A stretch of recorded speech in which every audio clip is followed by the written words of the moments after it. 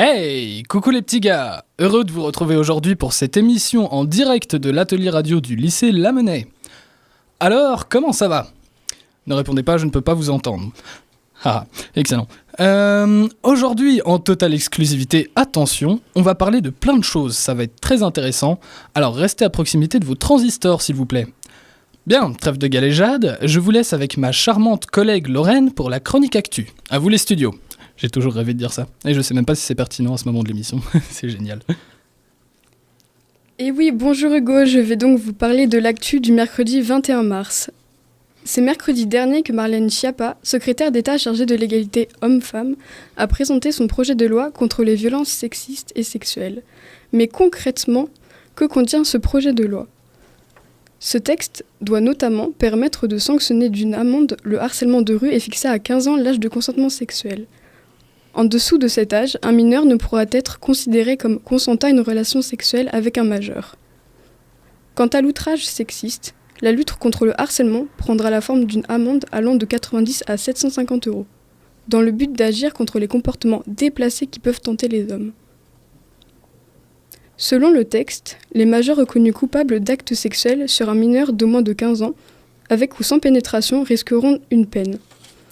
Actuellement punie de 5 ans de prison et de 75 000 € d'amende, si le texte est voté, elle sera désormais punie de 10 ans d'emprisonnement et de 150 000 € d'amende. Pour ce qui est du cyberharcèlement, le gouvernement veut pouvoir sanctionner un cyberharceleur, même s'il n'a pas harcelé de façon répétée la victime, mais avec un seul tweet ou un seul message. Attendons donc de voir comment ce texte sera appliqué. C'est un petit pas pour la femme, mais un grand pas pour le féministe finalement. Merci bien Lorraine. Soyons sérieux un instant maintenant pour écouter notre très chère Eva qui va aujourd'hui nous rendre compte du tourisme à Auschwitz. Non, cette phrase n'est pas une blague. Un lieu chargé d'histoire, c'est le moment du témoignage de l'atelier radio du lycée Lamennais sur Timbre FM 106.6. Chronique témoignage.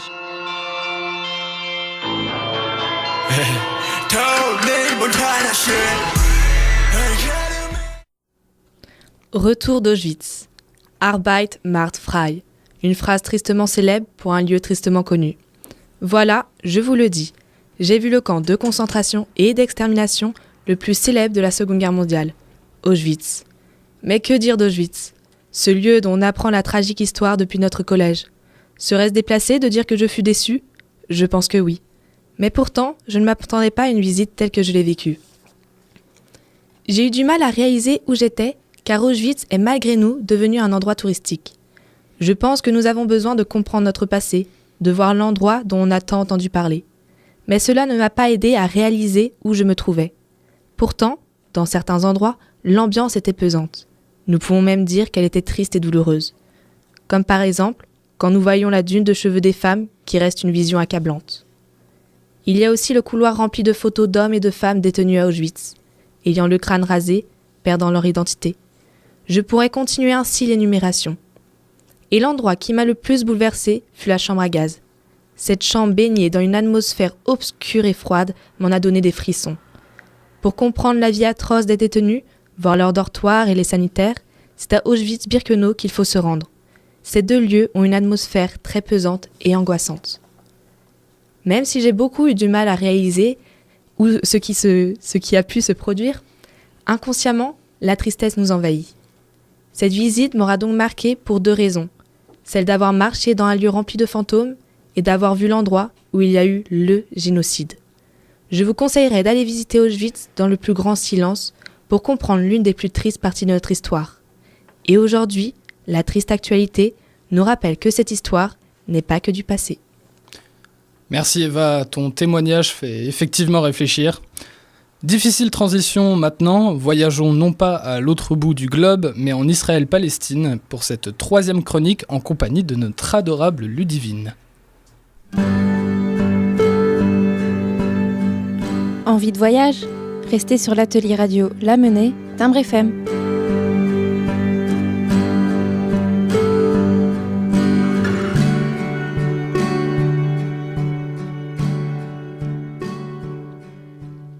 Merci Hugo. Une escapade ? Une excursion ? Un voyage te tente, mais tu ne sais pas où aller ? N'hésite plus. l'Israël et la Palestine seront des régions du Moyen-Orient qui te plairont. Visite des lieux cultes, lieux religieux, mais aussi balades dans le désert et baignades flottantes dans les eaux salées à 29 degrés de la mer Morte.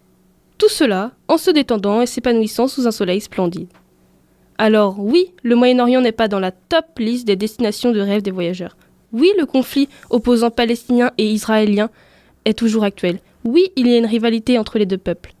Mais rassurez-vous, la vie là-bas, elle se fait en communion et la tension ne se fait pas ressentir dans les différents endroits des deux pays. Alors pourquoi devrions-nous nous laisser envahir par la crainte et la peur ? Pourquoi ne pas plutôt prendre ses billets d'avion et faire ses valises pour un grand dépaysement ? On ne fait pas d'omelette sans casser des œufs, disait Charles Baudelaire. Dans tous les cas, ça donne envie de voyager. Du coup, pour continuer dans cette dynamique, je vous propose maintenant d'écouter l'élégante Mylène qui, quant à elle, nous emmène en Corée du Sud. Envie de voyage ? Restez sur l'atelier radio Lamennais, Timbre FM.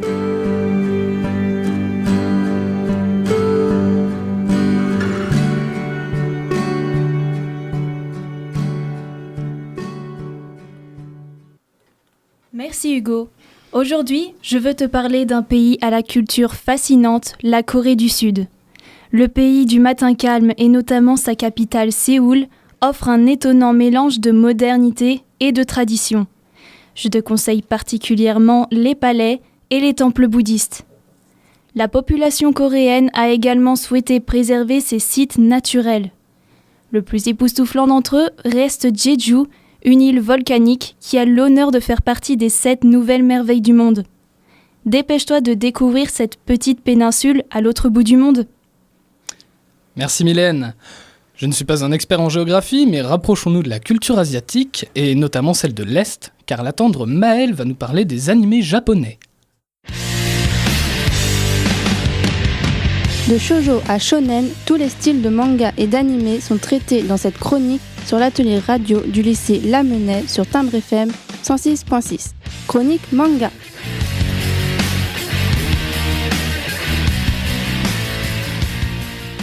Bonjour Hugo, bonjour à toutes et à tous. Donc aujourd'hui je vais parler donc de l'animé. Et l'animé, qu'est-ce que c'est ? Pour faire simple, c'est une adaptation du manga sur écran. Le plus souvent, en japonais, ces films d'animation se divisent en différents genres. Il y a premièrement le shonen, à l'origine destiné aux jeunes garçons. Il raconte les péripéties d'un jeune héros que l'on va suivre dans un voyage initiatique. La base même du shonen sont les combats en face à face contre un adversaire de plus en plus fort. Étant mon préféré, je peux vous conseiller Hunter x Hunter, Sword Art Online ou encore Seven Deadly Sins. Ensuite, nous avons le shoujo, initialement adressé aux jeunes filles cette fois-ci. Il mêle histoire d'amour, jeunesse et émotion. Ce genre aborde la vie quotidienne de lycéennes, faisant le plus souvent la rencontre d'un beau jeune homme avec qui elles vont vivre une relation ambiguë. Donc, dans ce style, je peux citer Fruit Basket, Inu Boku XS ou encore, et attention aux oreilles, Kami-sama, Kajime Mashita. Enfin, pour un public plus mature, le seinen est parfait. Il mélange graphisme réaliste et un récit plus grave avec plus d'intrigue. Le seinen reprend des thèmes approchés par le shonen, mais les personnages y sont moins faciles à cerner. Dans ce genre, l'Attaque des Titans est, je pense, l'animé le plus connu, mais je peux aussi évoquer Elfen Lied, alliant romance et horreur. Alors que vous soyez en quête d'action, de fraîcheur ou d'aventure, chacun peut y trouver son bonheur. L'animé prend de plus en plus de place chez les jeunes, ainsi que l'ensemble de la culture japonaise, manga, cosplay et jeux vidéo. Et vous, cette fabuleuse culture va-t-elle vous conquérir ? Ah, le Japon. Voilà. Dans tous les cas, aujourd'hui, on est toujours à Augan et on est toujours en direct sur Timbre FM. Il est 15h15 et parlons culture une fois de plus avec une chronique cinéma cette fois-ci. Sport, nazi, amour, quel est leur point commun, vous me direz ? Eh bien, c'est notre prestigieuse Océane qui va vous en parler après le petit jingle tout mignon là. Film culte. Nouvelle sortie, voici la chronique cinéma de l'atelier radio du lycée Lamennais sur Timbre FM 106.6.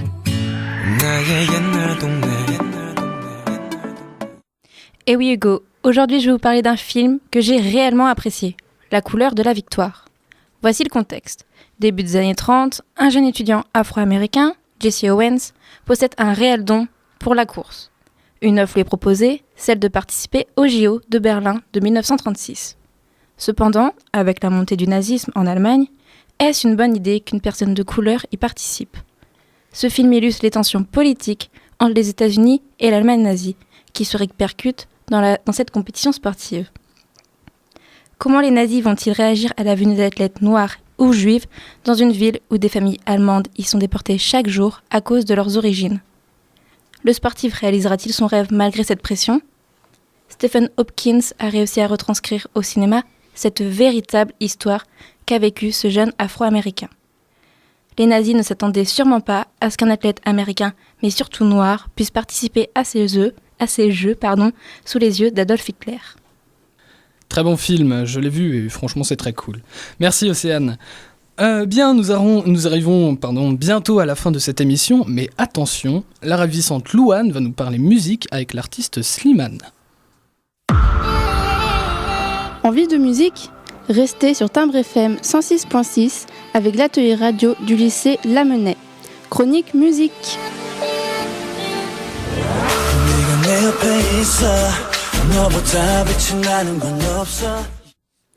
Merci Hugo. Alors, comme l'a dit Hugo, je vais vous parler de Slimane, gagnant de la saison 5 de l'émission télévisée The Voice, la plus belle voix sur TF1. Je pourrais le comparer à Jacques Brel ou Daniel Balavoine pour sa facilité à faire passer des émotions dans l'écriture de ses textes, mais aussi en les chantant. Dans son deuxième album Solune, Contraction de soleil et lune, Slimane nous parle de sujets de société, comme le droit d'exister de l'amour dans toutes ses formes, ou des sujets plus personnels, comme ses parents et ses amis. On peut tous se retrouver dans certaines de ses chansons. Cet album est un peu plus mélodieux que le précédent album, À bout de rêve.